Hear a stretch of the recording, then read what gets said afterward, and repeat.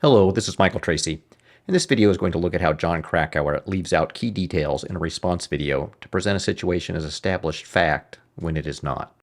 In particular, I'm going to look at the reasons why Neil Beidleman remained on the summit from 1:25 until 3:10 p.m.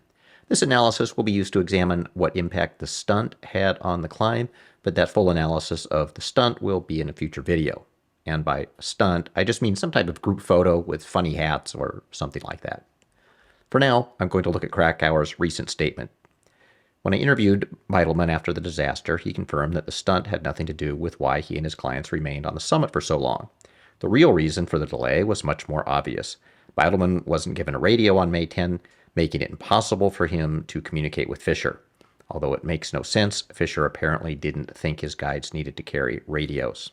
Now, while it is true that Beidleman did not have a radio, Lopsang did. Lopsang was on the summit about 2:15 and remained there until after 4 p.m. when Rob Hall and Doug Hansen went down. Scott Fischer had left a little earlier, but Lopsang remained behind because his ice axe was fixing the last piece of rope on the summit ridge, and he wanted that to remain in place until after Rob and Doug had descended safely past it.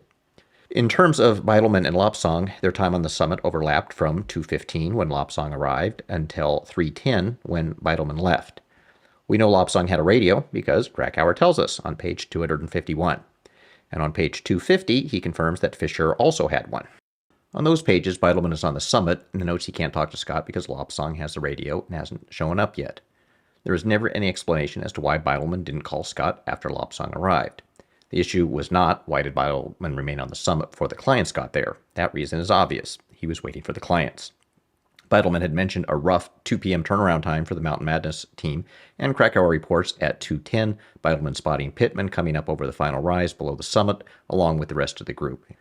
The issue was never why Beidleman waited on the summit for the clients to arrive. The issue was always why, once the clients arrived between 2:15 and 2:20, did they wait on the summit for another 50 minutes?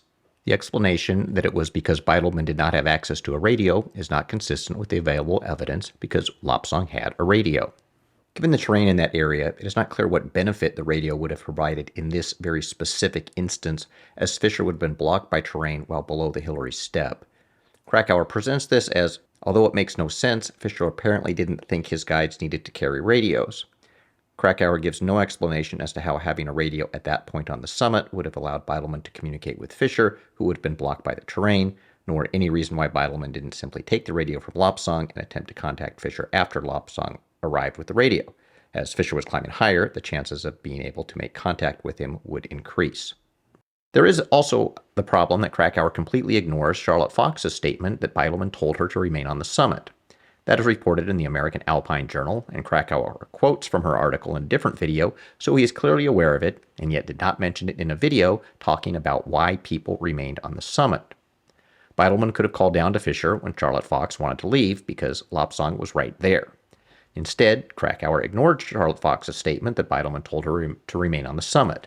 That statement is printed here. When Tim arrived behind a slow pack, I told Neil I was going down. There wasn't much time for an extended celebration, but Neil wanted to keep our group together. The problem is that Krakauer presented as fact that the reason Beidleman couldn't leave the summit was that he didn't have a radio, when Beidleman could have just gotten the radio from Lopsang at any time after 2:15, and Charlotte Fox specifically wanted to go down. Now, in terms of the question of bias, I do hear the people in the comments saying that I am biased against Krakauer, and if I would only take an unbiased look at this, I would see things differently. And while it is completely untrue that I have some bias against Krakauer or I have an agenda to get him, you do not have to take my word for that. Although modern large language models are far from perfect, they are useful tools in analyzing large bodies of text. I took the factual elements from the script and put them into ChatGPT. I then ask it, what does that piece tell us about Into Thin Air? This is the response, and I encourage you to do the same.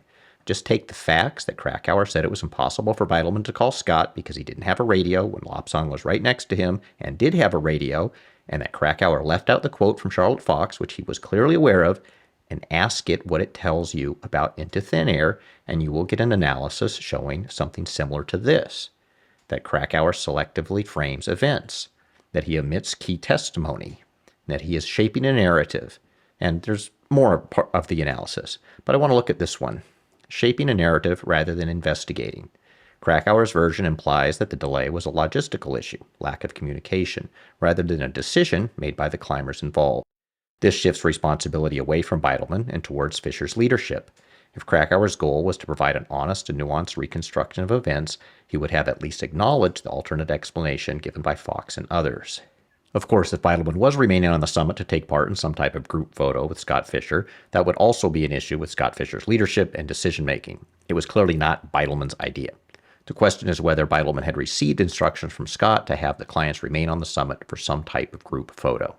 Now, as a note, ChatGPT has access to recent posts and videos, and when asked which video of Michael Tracy's best shows the problems with Krakauer's account, it responded with mentioning analysis of Into Thin Air, photo on page 11, which does indeed give a fairly good description of the problems with Krakauer's narrative.